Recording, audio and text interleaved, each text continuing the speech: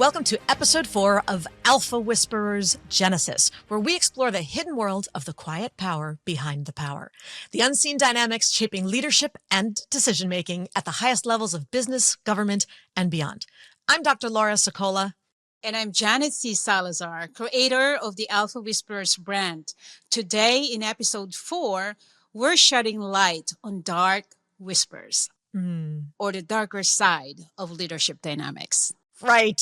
Specifically, we're going to look at 4 real-world case studies in business and politics where dark whispers, whether intentional manipulation or unintentional, but still really bad errors in judgment on the part of the advisors, led to disastrous, or at least near disastrous, consequences for the alpha, the country, and even the world. Yes, Laura, and in many ways, this is the most important episode in this entire Genesis series, because it delves into what drove me to create Alpha Whisperers in the first place. To expose the risks to us all when trusted advisors or whisperers direct the alphas down the wrong path and show exactly why we need to have a higher standard of transparency, accountability, and ethics in these powerful roles, even when no one is watching. That's the key, even when no one is watching. Okay, so we are going to hit on some really serious stuff today, some good juicy stories. So let's roll up our sleeves and get started. Our first example involves President John F. Kennedy during the Cuban Missile Crisis, where mistaken whispers from his advisors nearly led the U.S. into nuclear war with the Soviet Union. Janet, give us a 30-second refresher. What was happening at the time and what was at stake? Laura, this was arguably the most critical dilemma President Kennedy ever faced. In October of 1962, an American U-2 spy plane secretly photographed nuclear missile sites being built by the Soviet Union in Cuba, which is only 90 miles off the coast of Florida. A little too close for comfort? Exactly.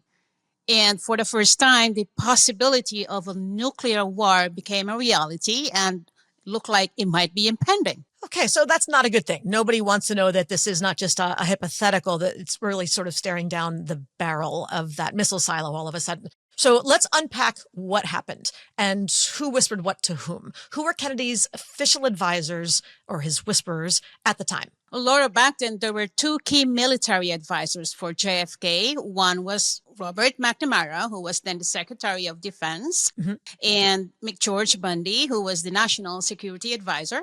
And both were strongly in favor of taking military action. McNamara wanted to send a naval blockade as the primary response, and Bundy, on the other hand, argued for a potential airstrike against Cuba. Ouch. Okay, why was that? Why advocate for military instead of diplomatic solutions? Laura, broadly speaking, the whisperers, McNamara and Bundy, saw the Soviet actions as purely aggressive.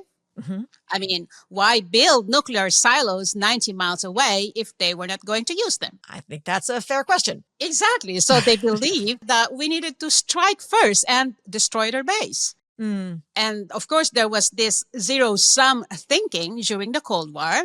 For me to win and be safe, you have to lose and be destroyed, period. So that's why they felt like the time for diplomacy at this point had passed, and since the missile sites were already being built, there was no way for a diplomatic resolution on this. Right, the time for talking was done. So then why didn't we hit the button? Why didn't we fire first on the Soviet locations in Cuba if Kennedy's whisperers, or I'm guessing by that point maybe shouters, were telling him that it was the right thing to do? Whose sigh of relief? Yes, thank goodness they didn't, but why didn't we? Well, thankfully, JFK believed there had to be a diplomatic solution or an option. So he sought a back channel solution. And back then, there were 2 other whisperers working behind the scenes with JFK, who found a way to de-escalate the situation without war. Okay, and who were they? These 2 whisperers were Attorney General Robert Kennedy, his brother, Bobby Kennedy. RFK. And the Soviet ambassador, Anatoly Dobrynin. Okay, and how did they work together? Well, this is when the turning point came in, right? RFK and Ambassador Dobrynin would have private, unofficial, back-channel conversations, which allowed both sides to communicate candidly without Mm. the public posturing that might have intensified the crisis. I can imagine that would be important to just have nobody watching, nobody throwing their opinions in, just being able to have a true, honest, candid, open conversation with another person. What a concept. Exactly. And so by choosing his brother, Bobby Kennedy, it ensured that sensitive discussions could happen out of the public eye Yeah. without the media watching. So both sides could express their genuine concerns and intention without risking escalation or misinterpretation. Yeah, it seems like that would be important to keep the media out of it, if nothing else. If there's one thing we've learned nowadays, it's that the media is more opinion than reporting. And stuff like nuclear war potential is already so laden with drama, we don't need the media to add fuel to that fire. Exactly, Laura. My goodness, could you imagine if this thing is happening right now with all the No, fake news and stuff like this? no, So we don't want to imagine that. no. So, yeah. And also at that time, Kennedy knew that messages relayed through Dobrynin could reach Khrushchev quickly and with minimal distortion. I guess that would be important too, that you have to know that the person who is the messenger on both sides is being accurate and honest, having integrity in conveying both your words and your intentions. Exactly, Laura. And so that's why Dobrynin's role was crucial during these times in making sure Khrushchev received Kennedy's true intentions, Mm, including the promise that if the Soviets withdrew their missiles from Cuba, the US would remove its Jupiter missiles from Turkey. mm. And that was a trade Kennedy did not want to publicly acknowledge because he was afraid it would make him seem weak. Okay, so this was part of the not public concessions that Kennedy was offering to others, and he just didn't want anybody else's input. It was like, how can we both remove something to make the other feel safe without losing face? Yes.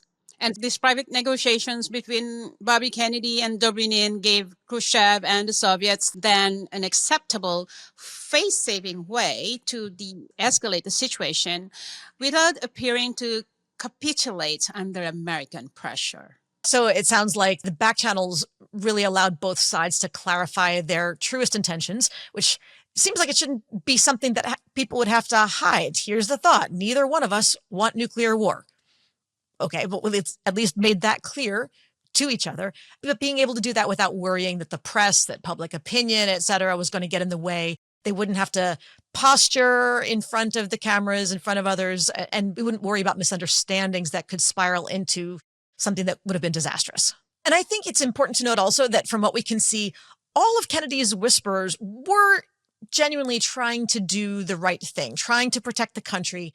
But some of the whispers would have had much more dire consequences, which is why we're calling them dark, not out of intention, but the potential consequence involved.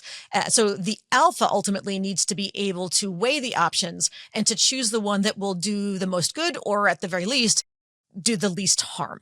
So let's move from that then to example number 2. Our second example explores the influence of Dick Cheney, who was President George Bush's vice president. So, Janet, what elements of Cheney's influence are we specifically referring to as quote unquote dark whispering? Laura, at that time, Cheney believed in unitary executive power. Okay, what does that mean?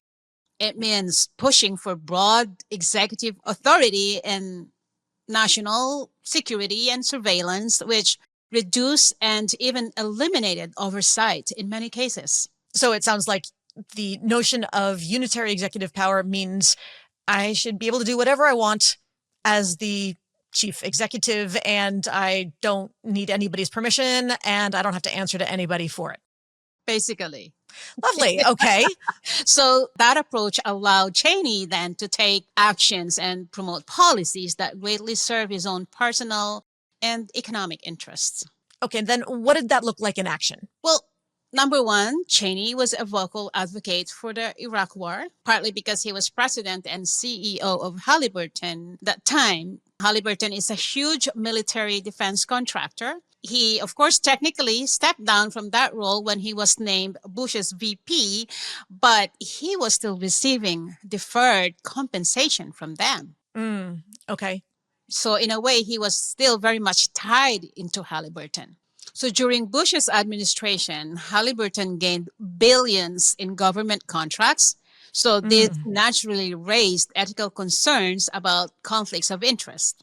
Got it. So this became the conflict of interest when there's no oversight whatsoever. There's a lot that could be speculated, could be argued. There's lots of comments, lots of discussions about it. But big picture wise, in this case, in contrast to our first example with Kennedy's whispers, this was a case where it looks like the whisperers' intentions were purely self-interested. Yes. So going from there, we've got two big government examples with very differing motivations on the parts of the whisper. Let's shift gears now and look at an example from the business world. Our third example comes from the 2008 financial crisis, where advice that was driven by the desire for personal gain led to some disastrous outcomes for Merrill Lynch, specifically, and of course, many other financial institutions and sadly individuals as well. What happened with Merrill Lynch? Well, Laura, we'll start at the time with the Alpha, the CEO of Merrill Lynch, which was Stan O'Neill. And O'Neill was known to be, let's just say, a negligent alpha all around. He never walked the trading floor and was more often seen on the golf course than at the office. Okay. So it sounds like he was something of an absentee parent or an absentee landlord. Just you do what you want to do. I got other stuff I feel like taking care of. I'm not interested. Exactly. Absentee landlord. So that time, Osman Semersi, who was the global head of fixed income at Merrill Lynch, had this idea to push Merrill Lynch into a lot of high-risk subprime mortgage investments. That made it look like they have a lot of volume on the books. And because of this, the value of all those assets were padded. So it appeared that they had exceedingly high AUM, or assets under management. So it made the company look like it was on much stronger footing than it actually was. Is that right? Okay, then why did so many asset managers and others go along with it? This is the sad part. These advisors profited personally through bonuses and stock options tied to short-term gains in the sales. So in a way, they prioritize immediate payouts over the company's long-term health. Okay, so everybody was in it. Exactly. And I really wanted to emphasize that they profited personally. Then when the subprime market collapsed, Merrill Lynch, of course, as we know now, suffered massive losses, which ultimately led to its acquisition by Bank of America. So this just goes to show how self-interest can steer even the most respected institutions to ruin.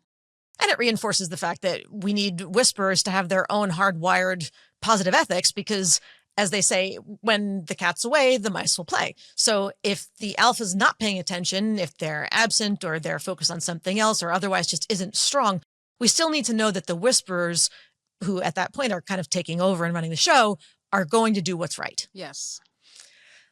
Okay, well, let's slide a little bit further down that hill. So number 3 was a case of an absentee landlord, as it were, a negligent alpha, allowing the whispers to go darker and darker, so to speak.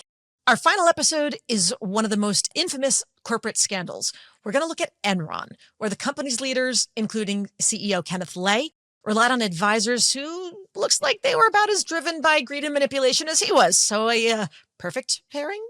Perhaps there. Janet, what happened? Well, Enron was an energy company specializing in natural gas. And before the scandal, they had a positive reputation as being very safe and conservative in their accounting practices. But, and here's the big but. The big but. Yeah. They started trading extensively in the energy derivatives market. And this is when they suffered a lot of losses. And they were afraid that losses of that magnitude, whether temporary or otherwise, would erode public confidence in the company, of course. Okay, so that's not good. Plus, for a huge company like Enron, losses like this could definitely trigger immediate regulatory scrutiny. And of course, they did not want that. Nobody wants that. Nobody likes extra regulatory focus. That's not fun. Exactly. Also because Fasto and others had personal financial interests tied to Enron's stock price. So all the more reason to not want anybody to look too closely at what's happening. Exactly. So that's why the CFO, Andrew Fasto, and others convinced Lay to use off-balance sheet special purpose entities and structures. These are opaque financial structures, LLCs, etc., to basically hide Enron's massive debt and inflate profits, all while hiding behind their squeaky clean reputation. Lovely. So Fastow and others pushed for this approach because they needed the image of the company to stay high, because they needed their stocks to stay high, and they personally benefited from the inflated image that they helped to create. That's right. When Enron's true financial state was revealed, it led to bankruptcy, of course, and widespread financial loss and regulatory overhaul. So everything they didn't want happened anyway. Exactly. And worse. And worse, right. So this case shows the devastating impact of whisperers who prioritize personal gain over organizational integrity.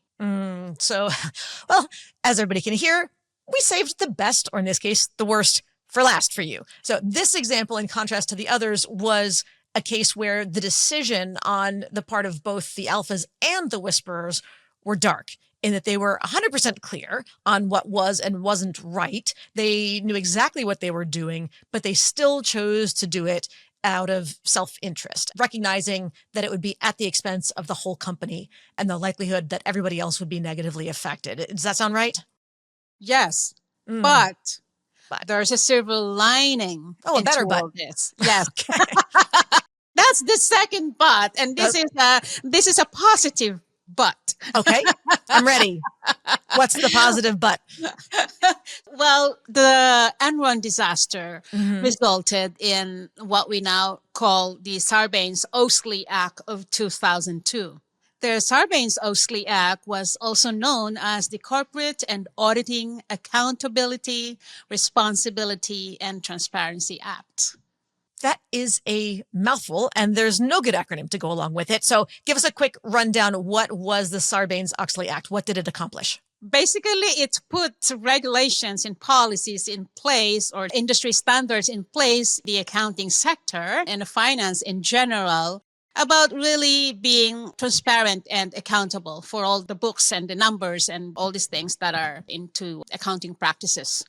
Okay, of accounting firms or non-accounting firms, the accounting department of other firms. Yes. Got it. At least it's good to know that there's a silver lining to some of these really, really, really massive, almost nuclear clouds. All right, when we look at all four of these examples, we see recurring issues. The unchecked motivations of whisperers can really lead to far-reaching harm when accountability, ethical guidance, or at least an independently strong and ethical alpha is absent. Right. Also, these stories show why people in the alpha whisperer role must have an extremely strong internal sense of personal responsibility. Self-interest and unchecked power among advisors can erode entire systems and societies, as what we've seen in our examples. And that's exactly why, moving forward, Laura, the alpha whisperer role in any capacity needs greater accountability. I think that really begs the question of, where do we draw the line? I mean, on the one hand, what happens if even a well-intentioned whisperer starts to cross into dangerous territory? And on the other hand, what happens if a whisperer becomes a little too driven, a little too motivated by his or her own interests? Right. The lesson here, Laura, is to look at the grayscale of ethics in leadership. The thing is that most people start with good intentions. We know that. But over time, what do we justify and why? I mean, small concessions can lead to more small concessions. And it can be a very slippery slope. Think about it. If there were no external checks, what choices would we make?